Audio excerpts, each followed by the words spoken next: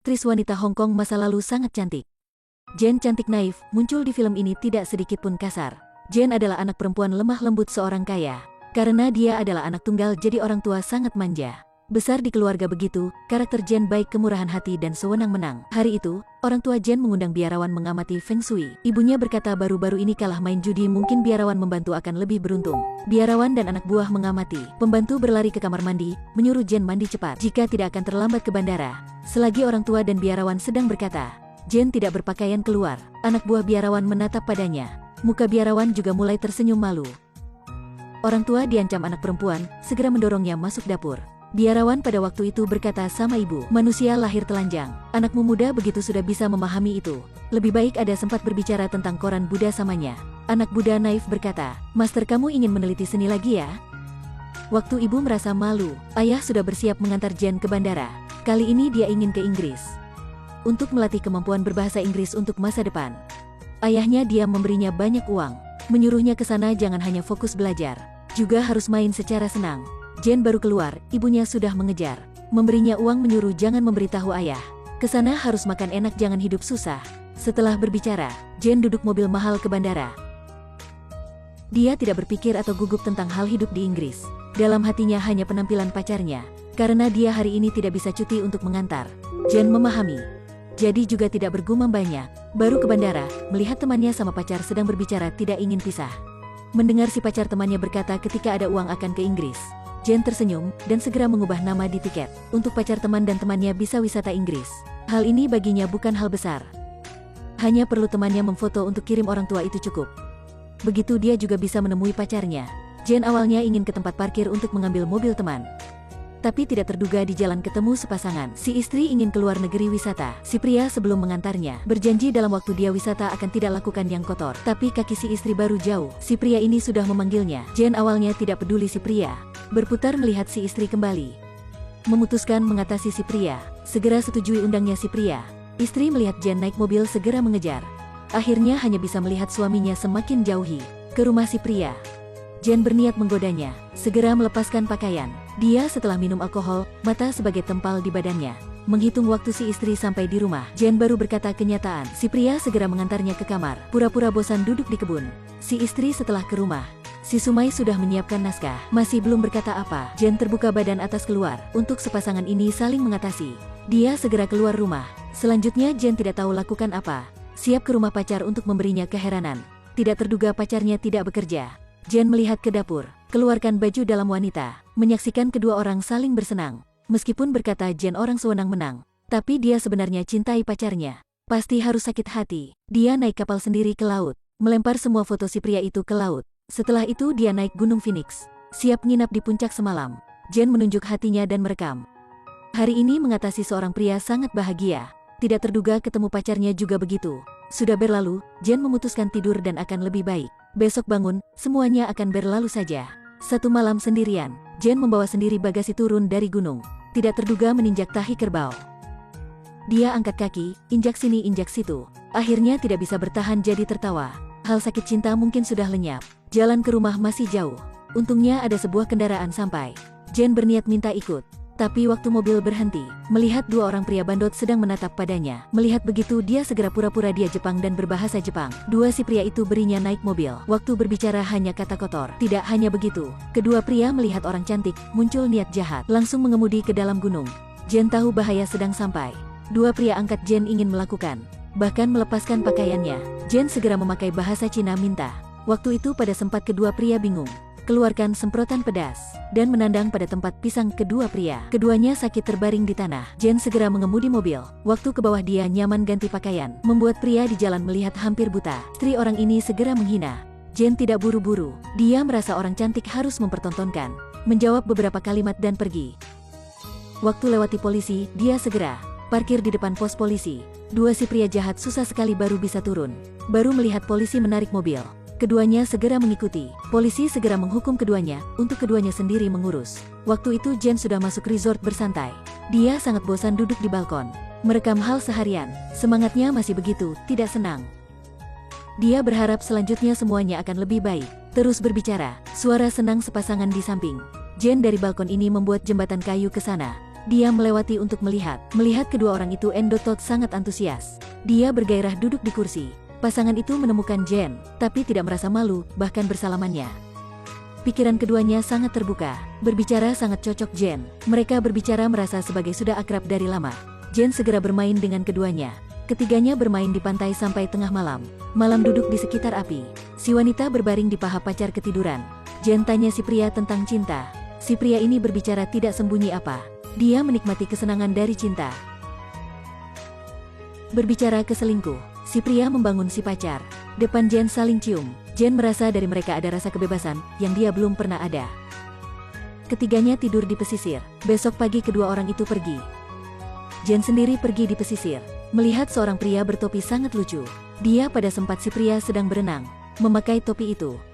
Tuan topi, David berputar dan sedikit heran. Jen berputar kepala dan bertindak sebagai bayi. Si pria tersenyum dan duduk, berbicara sangat antusias. David adalah seorang penulis, awalnya kesini menulis naskah. Tapi dia tidak ada gairah jadi keluar bersantai. Jen melihat di pasir banyak gambar. Tanya si pria bolehkah melukisnya tidak. David setuju, melukis Jen sangat lucu. Tapi si pria harus kembali. Jen berniat berpisah begitu.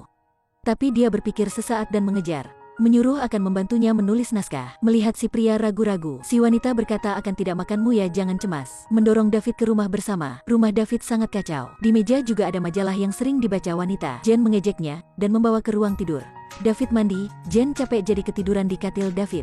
David setelah mandi keluar, melihat si wanita tidur jadi bergairah. Dengan lembut menutupnya dengan selimut. Keduanya makan malam di rumah.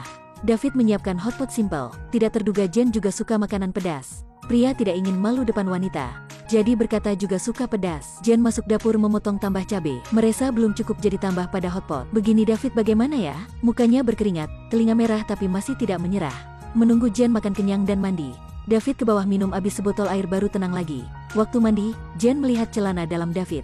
Tidak bisa bertahan jadi tersenyum. David berpikir apanya terjadi. Datang melihat Jen hanya ada pakaian dalam. Dalam momen tercengang, Jen menyuruh David berinya ke meja yang David sedang pakai. Kali ini David tidak berlari masuk lagi, hanya berputar beri ke meja. Jen setelah mandi, David sedang duduk di katil menonton TV. Tapi matanya terus menatap pada Jen.